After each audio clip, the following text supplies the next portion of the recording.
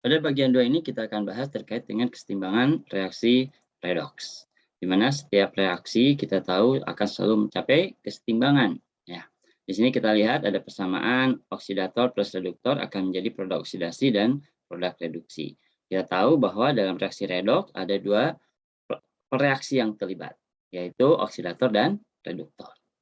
Nah, dari reaksi tersebut kita menghasilkan suatu energi bebas, gitu ya, di mana energi bebas ini setara dengan perpindahan daya kolom, ya, dan juga potensial, atau kita tulis delta G sama dengan E dikalikan Q kolom, ya.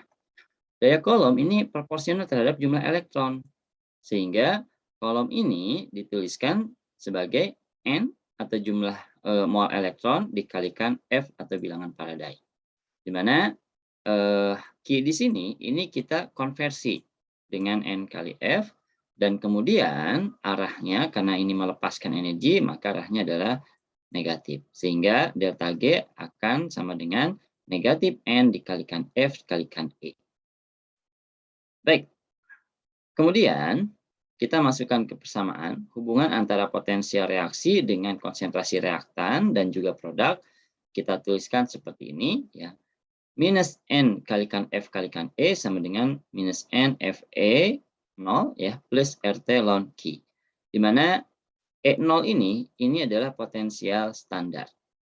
Jadi setiap unsur, ya, ketika dia melepaskan elektron ini menghasilkan suatu potensial standar. Dan potensial standar ini ada yang negatif, ada yang positif seperti itu yang sudah kita jelaskan, ya. Jadi ada yang negatif, ada yang positif. Semakin besar potensial standar, maka suatu unsur akan semakin bersifat oksidatif atau bersifat apa namanya itu oksidator, ya, sebagai, dan semakin kecil gitu ya nilai potensial standar maka akan semakin bersifat reduktor. Baik, kemudian dari persamaan ini kita bagi dengan NF, ini juga sama ya dibagi NF, ini juga sama ya dibagi NF, maka hasilnya adalah seperti ini. E sama dengan E0 dikurangi RT per NF kalikan ln Q. Q ini adalah konstanta kesetimbangan. Di mana kita tahu konsentrasi kesetimbangan itu kalau berdasarkan reaksi sama dengan konsentrasi produk per reaktan. Masih ingat ya, dulu kita sudah bahas terkait konsentrasi kesetimbangan, di mana konsentrasi kesetimbangan dihitung dengan cara merasiokan atau membandingkan antara konsentrasi produk per konsentrasi reaktan. Nah, kemudian RT per F ini kita ubah menjadi 0,05916. Dan ln ini kita ubah menjadi log, maka hasilnya adalah seperti ini. E sama dengan E0 min 0,05916 per N log Q. Dan pada saat delta G sama dengan 0, nah maka E-nya akan sama dengan 0. Kita perhatikan dulu, Q ini adalah konstanta, kita ubah menjadi konsentrasi produk per reaktan. Dan kemudian E reaksi atau potensial reaksi akan sama dengan potensial di katoda atau reduksi, dikurangi potensial di anoda atau ini adalah proses oksidasi. Kita tahu ya, di katoda terjadi proses reduksi, di anoda terjadi proses oksidasi. Dan pada saat kesetimbangan delta G sama dengan 0, maka R-nya juga sama dengan 0 atau potensial reaksinya sama dengan 0. Nah, kalau potensial reaksi sama dengan 0, maka ini akan pindah ke sini. Sehingga potensial standar akan sama dengan RT per NF dikalikan log K. Ya, di mana potensial standar reaksi akan sama dengan potensial standar reduksi dikurangi potensial standar oksidasi. Ini sama ya.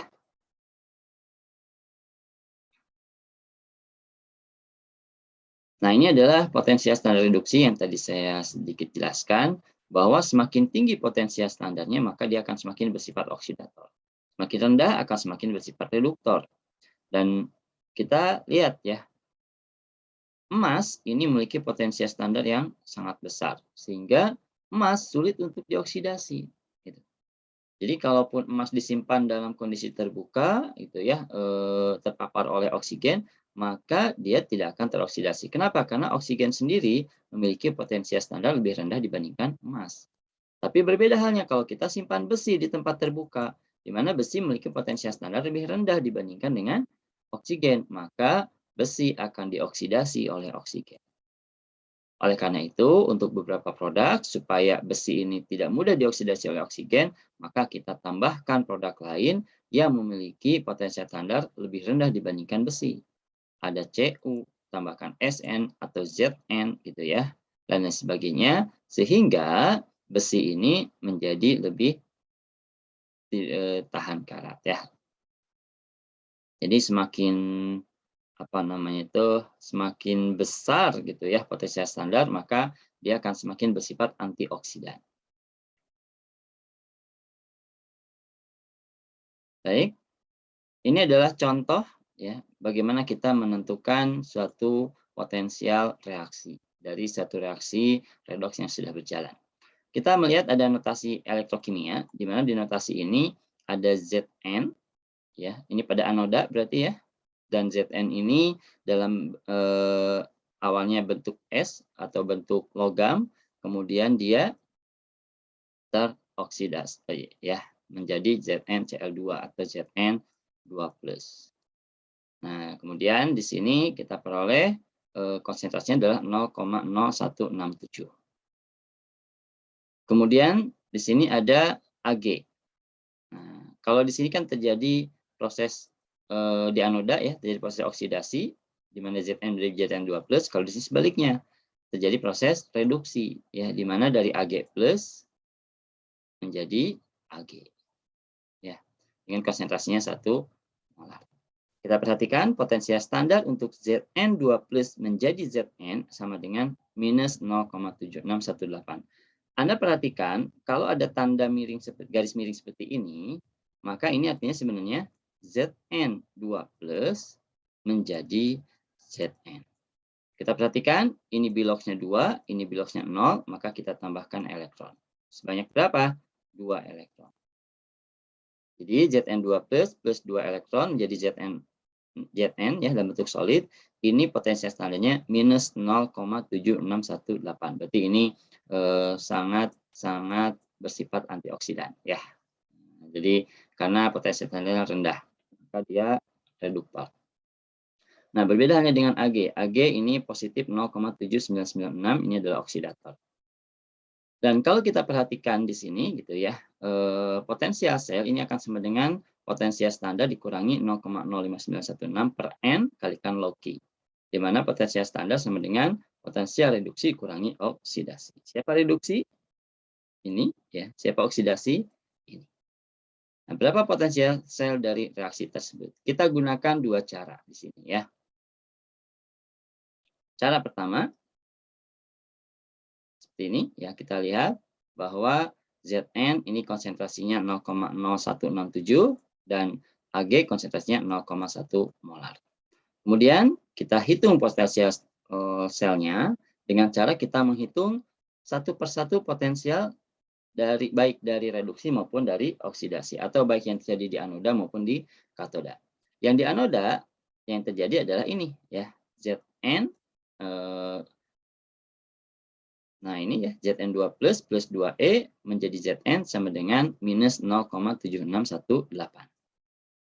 Nah, kalau kita perhatikan gitu ya, di mana E oksidasi atau E pada anoda ini sama dengan E0 atau potensial standar dikurangi 0,05916 per N kalikan log produk per reaktan. Kalau Anda perhatikan di sini pada reaksi ini ya, produknya adalah ini, sedangkan reaktannya adalah ini. Harap Anda ingat kembali bahwa wujud zat yang mempengaruhi kesetimbangan reaksi hanya dua, yaitu aquos dan gas. Ya. Selain itu nggak mempengaruhi, makanya ZNS ini nggak mempengaruhi, sehingga di sini produknya 1, maaf ya, jadi tidak ada maksudnya. Sedangkan reaktannya yang mempengaruhi siapa? Zn2+, karena dia bentuknya aquos, sehingga hasilnya seperti ini. Oksidasi sebenarnya E0 dikurangi 0,05916 per N log 1 per Zn plus 2. Maka kita masukkan ya angka-angkanya sehingga Anda peroleh seperti ini ya, di mana E oksidasi akan sama dengan minus 0,8144 volt.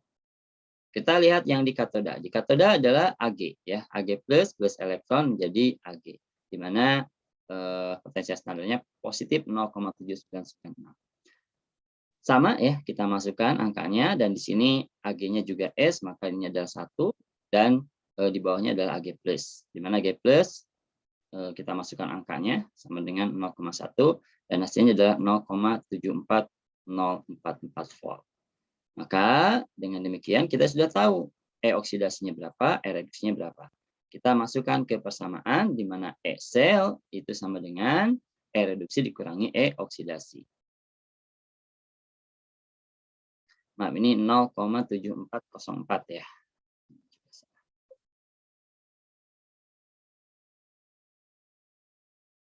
74044.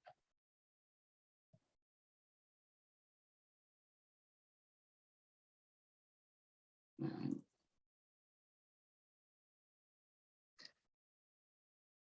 oke, sudah diperbaiki. Maka hasilnya adalah 1,555 volt. Kemudian kita coba buat cara kedua ya. Di cara kedua ini kita lihat reaksi di anoda adalah Zn menjadi Zn2 plus 2 elektron. Anda perhatikan ada yang berbeda ya pada anoda. Di mana Zn di sini seperti ini persamaannya. Ya. Tapi pada saat bereaksi Zn itu berubah sebenarnya dari Zn menjadi Zn2 plus, sehingga ini harusnya dibalik gitu ya, terbalik. Nah, jadi Zn menjadi Zn2 plus 2 elektron karena terjadinya di anoda. Sedangkan di katoda seperti ini. Masih ingat ya, di anoda itu adanya reaksi oksidasi. Oksidasi atau reduktor ya, dia cirinya adalah melepaskan elektron. Oksidator cirinya menerima elektron. Maka kita setarakan. Nah, pada saat disetarakan, lihat ya, elektron di sini 1, di sini di sini 1, di sini 2, maka kita kali silang. Kali 1 kali 2. Ini persis seperti kita menyetarakan reaksi redoks. Maka hasilnya seperti ini. Dari sini kita lihat bahwa elektron yang terlibat adalah 2. Berarti terdapat 2 elektron yang terlibat dalam reaksi. Maka kita hitung itu ya. Produk pereaktannya untuk konstan kesetimbangan adalah ini per ini ya. Kenapa Ag dan Zn ini tidak masuk? Karena ini bentuknya S sehingga tidak masuk ke kesetimbangan. Sehingga yang terlibat adalah produk pereaktan. Oke. Berikutnya kita hitung potensial sel sama dengan potensial standar dikurangi R kali T per N kali F log Q. Nah, log Q-nya langsung kita masukkan ya. Dan Ag-nya perhatikan, ini adalah pangkat 2. Kenapa pangkat 2? Perhatikan di sini, koefisiennya adalah 2. Nah, sehingga kalau kita masukkan, potensial standarnya adalah E0 dikurangi E oksidasi, ya, E reduksi kurangi E oksidasi, sama dengan plus 0,7996 plus 0,76618. Oke, dikurangi 0,05916 per 2 log 0,0167 per 0,1 dikuadratkan. Hasilnya adalah seperti ini. Kemudian hasil akhirnya sama seperti yang kita peroleh pada cara pertama.